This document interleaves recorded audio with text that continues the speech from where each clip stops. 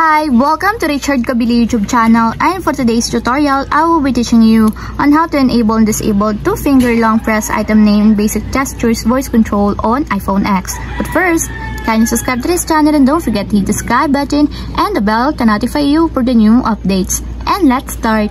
Using your iPhone X, from your home screen first, go to Settings. Then in the Settings, scroll down and find the Accessibility and then Top. Then in the Accessibility, scroll down again and go to Physical and Motor section and then tap the Voice Control.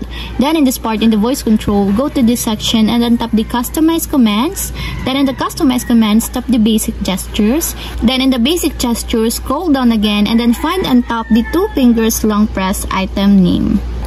Then in the 2-finger long press item name, as you can see that it is already enabled. But you have to activate also the switch button under the confirmation required to fully enable the 2-finger long press item name in your basic gestures until it becomes green.